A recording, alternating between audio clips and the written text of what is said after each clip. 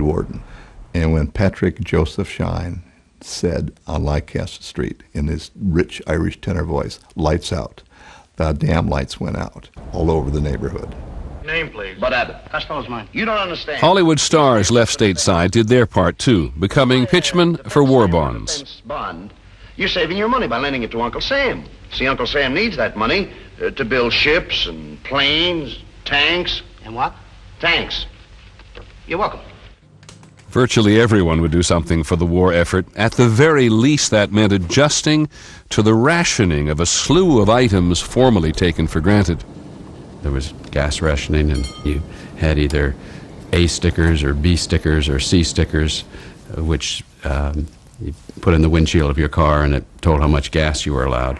Cut the use of your car. Save its tires by driving slowly and by driving less. The president appealed to a national sense of collective sacrifice, asking Americans not only to do without, but to actively collect the materials of war. Turn in all the old rubber anywhere and everywhere. People sent in their rubber toys from their dogs that had died with a letter saying this was Snuffy's favorite toy and please contribute to the rubber scrap dog. Women cut up their girdles and sent them to Roosevelt personally. Kids would gather up the rubber, gather up the aluminum. There were kids' memories collecting tinfoil. Everybody felt that what they did mattered, and that just was as I reflect back on it, of just inestimable importance. And so too were the newsreels and the propaganda films which united the Homefront in its hatred of the enemy. I remember going and seeing the newsreels, you know, cock-a-doodle-doo, and there you were in the war. I saw it all, an invasion of Europe and Africa. You could go there and watch 2.5 hours of newsreels, and it was wonderful. It was all bombs and shells. We were immersed in it.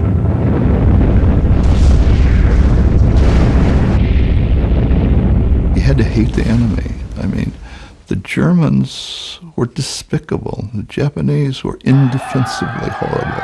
For the soldiers of Japan, who tossed Chinese babies on their bayonets, slaughtered the Chinese people. We knew that unless we were vigilant, it could happen to us.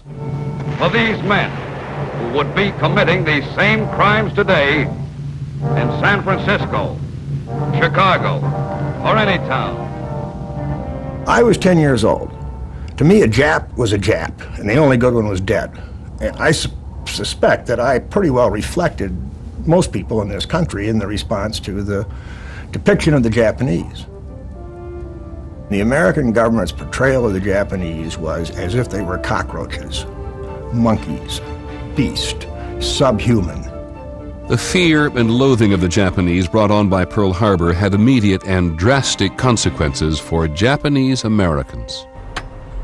Notices were posted on the telephone poles saying that all persons of Japanese ancestry were to be removed by such and such a date.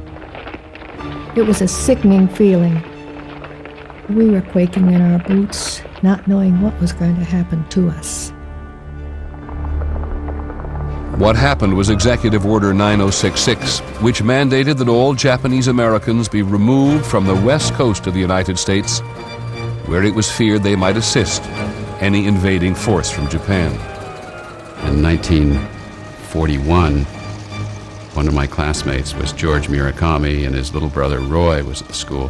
When we did the school play, I played Thomas Jefferson, and George Murakami played George Washington. And we wore the white wigs and did the patriotic speeches. And 2 weeks later, George Murakami and Roy were taken off to the camp for the Japanese. Some 120,000 Japanese Americans were taken from their homes and businesses and sent by rail to 10 internment camps around the country.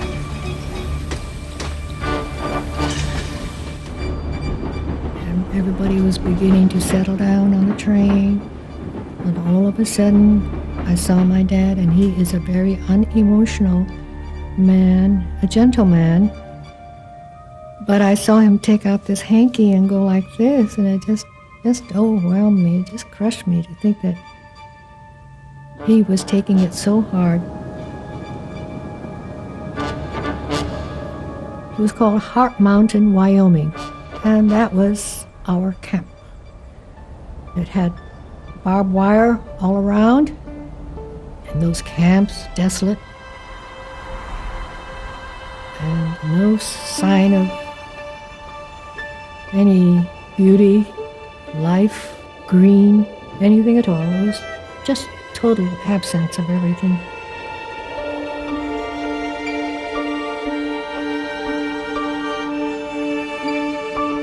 One of the few government officials who objected to the internment of Japanese Americans was FBI Director J. Edgar Hoover. He said the camps were the unnecessary result of wartime hysteria. The fact that we were going to be incarcerated in these camps is a devastating feeling.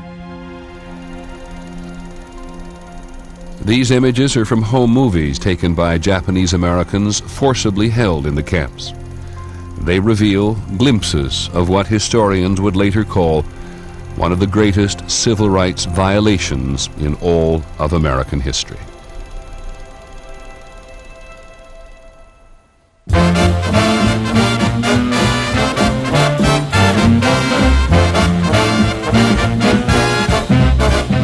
While defense plants were running around the clock during the war, so were the USO dance halls.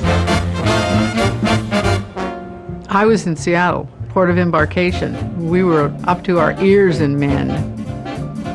All of the services came through there on their way to wherever they were going. We had a great time. If they couldn't dance, we taught them. And if we didn't know their steps, they taught us. We knew those guys were on their way overseas. This was going to be maybe their last big party. The departure of so many men changed the normal rhythms and patterns of American social life. For teenage girls, those changes often meant growing up very quickly. Teenage girls were more precociously sexual in some ways in the 40s than they'd been in the 30s, in part because their young boyfriends were going off to the war and they might never see them again.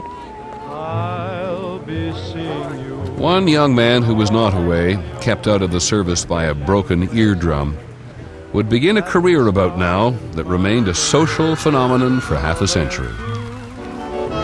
They were able to project some of that newfound sensuality onto this Frank Sinatra character who came emerging on the scene. He came at exactly the right moment to become such a cultural figure.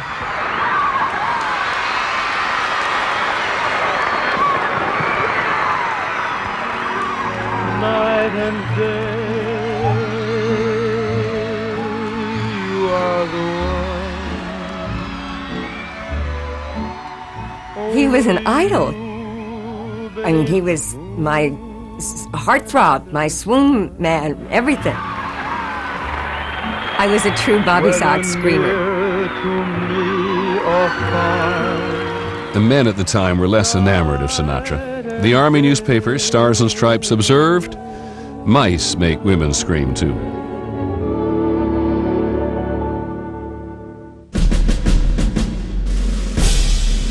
For young boys, on the home front, all the heroes were in uniform.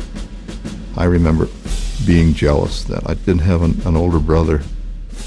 And I remember seeing these kids come to school with patches on their jackets that their brothers had sent them and souvenirs that they had sent from overseas. And I thought, God, I felt deprived because I didn't have an older brother who would send me patches and send me souvenirs and send me a German helmet.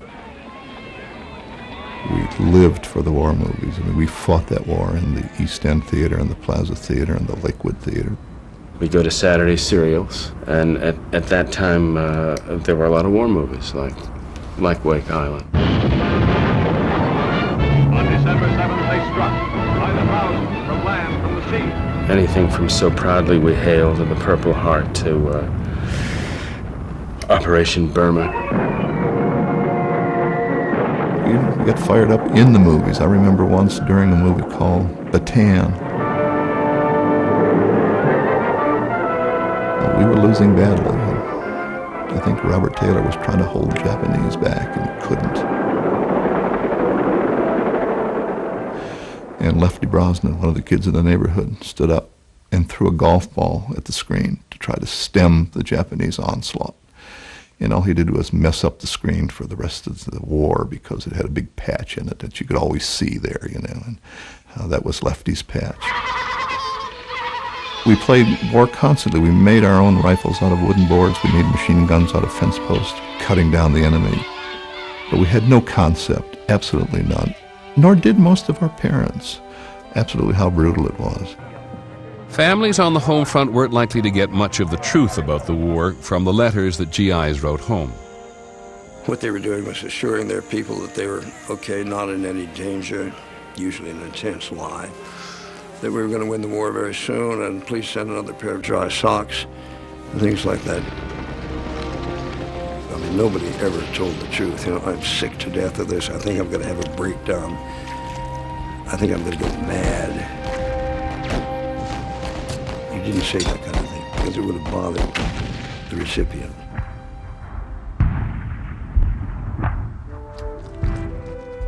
American soldiers were fighting and dying on 3 continents. There had been victorious but costly battles in the Pacific, North Africa, and Italy. By the end of 1943, American casualties had surpassed 100,000.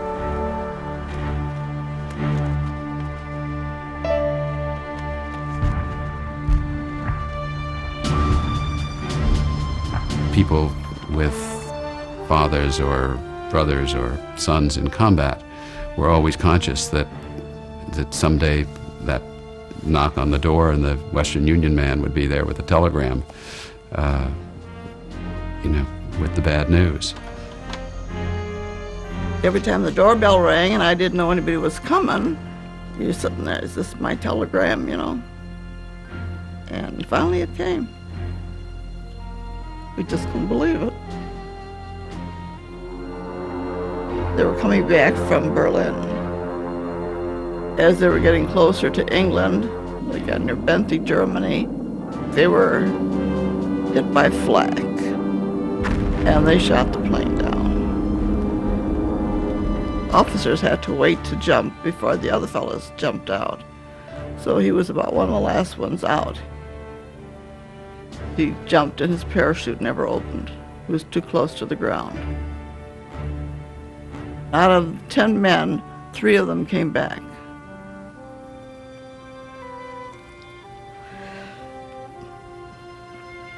My whole world ended.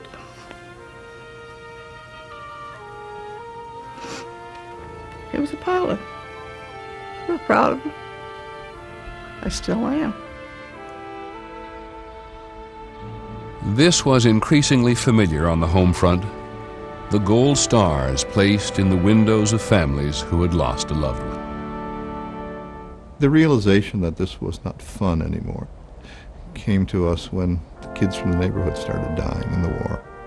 2 brothers of 2 of my classmates died in that war, and Jack Callahan being one, and Jimmy Warkomsky being the other.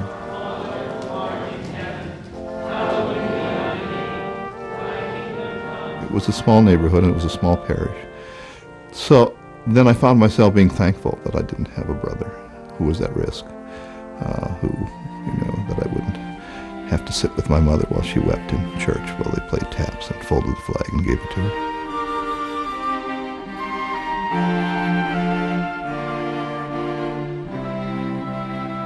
As the death toll rose, so did American resolve.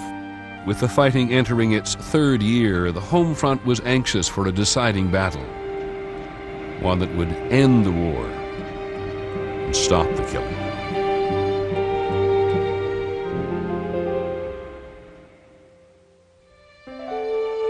By the spring